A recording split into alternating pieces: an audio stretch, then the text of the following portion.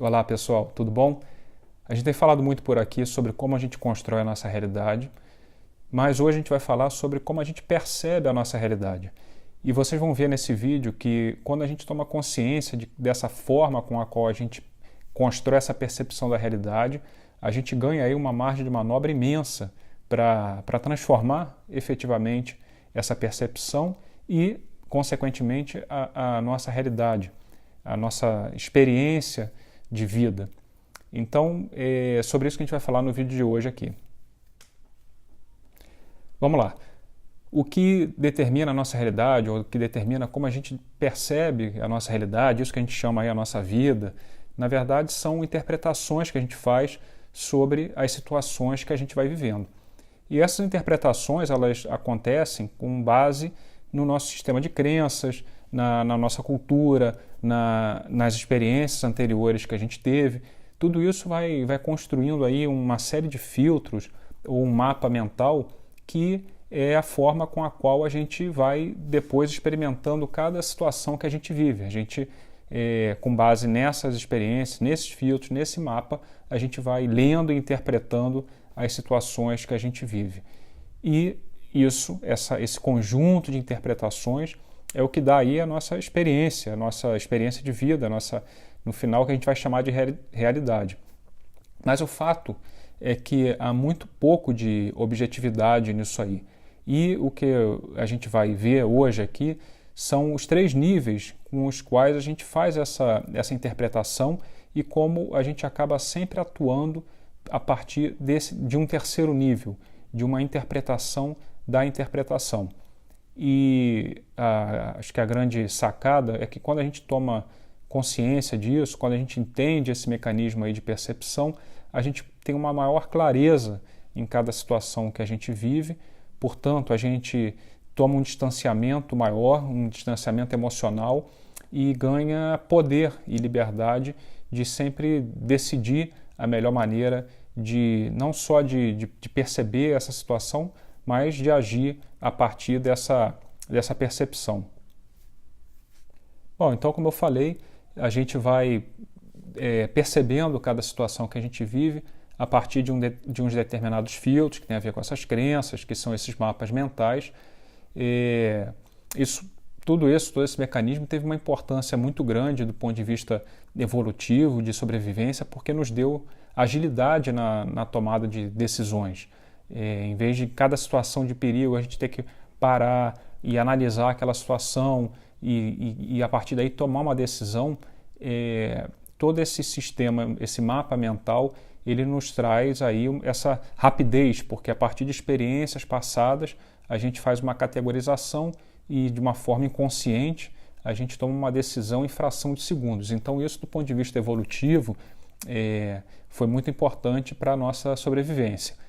A questão é que hoje a gente não tem esse perigo iminente a cada instante como tínhamos em outra época da nossa evolução.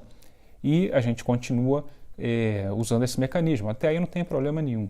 O problema surge quando esse sistema, esse mecanismo, esse mapa mental, esses filtros, eles começam a gerar algum tipo de situação desconfortável, ou um problema, ou um estresse, ou uma limitação, dor ou sofrimento.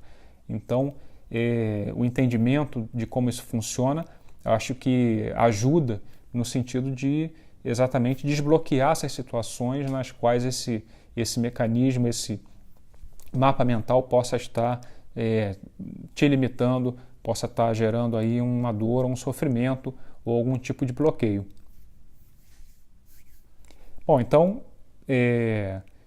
como eu falei, a gente, a partir dos nossos 5 sentidos, a gente apreende aí esse mundo objetivo, essa realidade, esse entorno.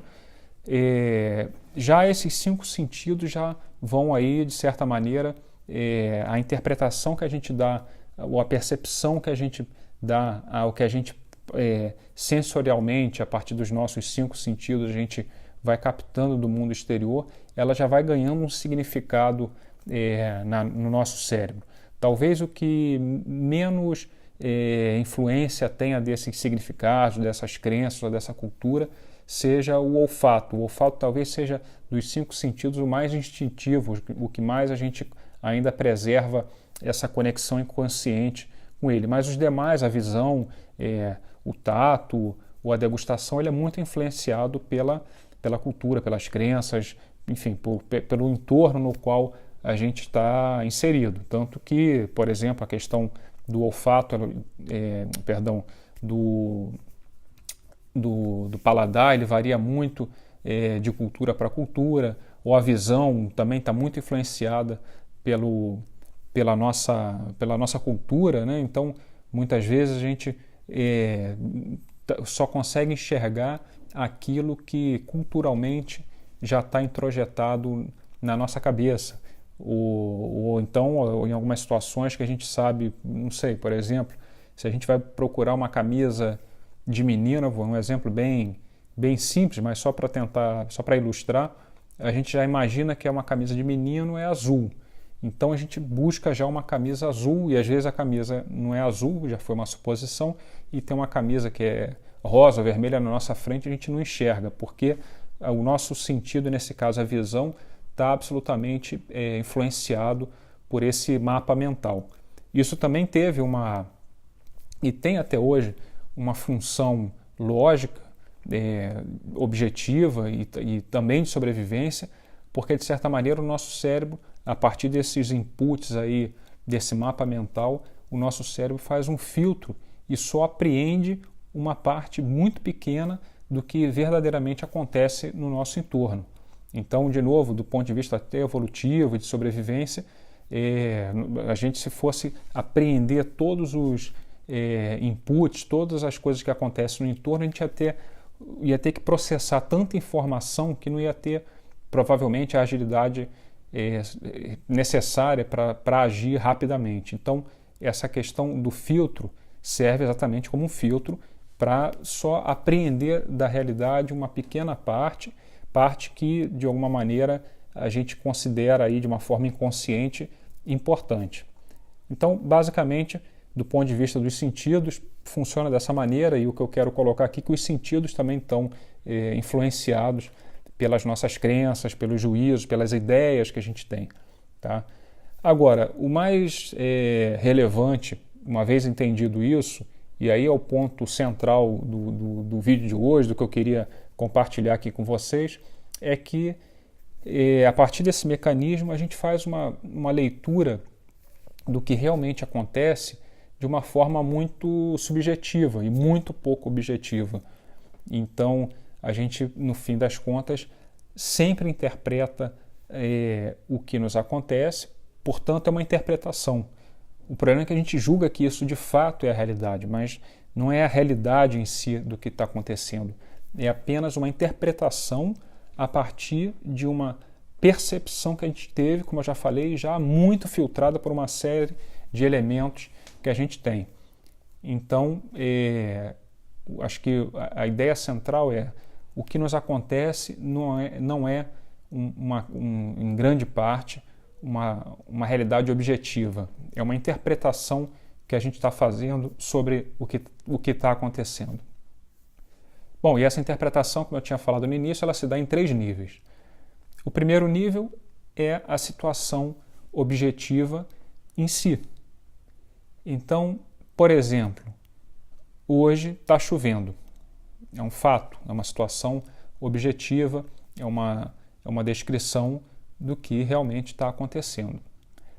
O segundo nível seria uma interpretação já do que está acontecendo. Então, nesse exemplo, seria: hoje está chovendo e o tempo está ruim. Ou seja, eu já fiz uma interpretação do que está objetivamente acontecendo a partir de um valor ou de uma crença minha, ou nesse caso, de um valor. Para mim, dias de chuva significa um dia de tempo ruim. Mas, para uma outra pessoa, um dia de chuva pode ser um dia de tempo bom. Eu imagino, para dar um exemplo, se um agricultor ele está num momento de seca, um dia de chuva vai ser um tempo ótimo para ele. Então, essas interpretações já são sempre muito individuais e vão variando em função de cada pessoa. E o terceiro nível já seria como eu me sinto a partir dessa interpretação da situação objetiva. Então, nesse exemplo que a gente está dando, seria eu me sinto triste em dias de tempo ruim, que são dias chuvosos. Então, eu estou fazendo já uma interpretação da interpretação. Estou dizendo que quando o tempo está ruim, que já é uma interpretação minha, eu me sinto triste. E, no fundo, a realidade objetiva é que simplesmente hoje é um dia que está chovendo. Então, esses seriam os 3 níveis com os quais a gente constrói essa interpretação nossa da realidade. Como eu falei, isso é assim e ponto, não é nem ruim nem bom, é assim. Mas o ponto que eu quero chamar a atenção aqui, independente de ser bom ou ruim, é ter a atenção, ter a consciência de que quando isso realmente nos traz algum tipo de sofrimento, a gente entender isso e buscar ir para a situação objetiva em si. E isso acontece a cada instante, e a gente sempre faz a nossa leitura do que está acontecendo no 3º nível, ou seja, como eu me sinto a partir de uma interpretação subjetiva que eu fiz de uma realidade ou de uma situação objetiva. Isso acontece todos os dias, a cada instante, e se você começar a ter a consciência, prestar atenção nisso, você vai ver que é assim que acontece. Então, por exemplo, só para dar mais um exemplo, eu passei na rua e passei por um amigo e eu cumprimentei e ele virou a cara. Então, a situação objetiva em si, o 1º nível seria: fulano passou por mim, quando eu cumprimentei, ele virou a cara. Ponto. Mas, no 2º nível, a gente já faria uma interpretação. Ou seja, eu passei pela rua, passei pelo fulano, ele virou a cara e certamente ele está chateado comigo. Então, eu já fiz uma interpretação da situação. E no 3º nível já seria: meu Deus do céu, o que será que eu fiz? Estou me sentindo mal porque o fulano está chateado comigo, porque eu passei agora pela rua e cumprimentei ele e ele virou a cara.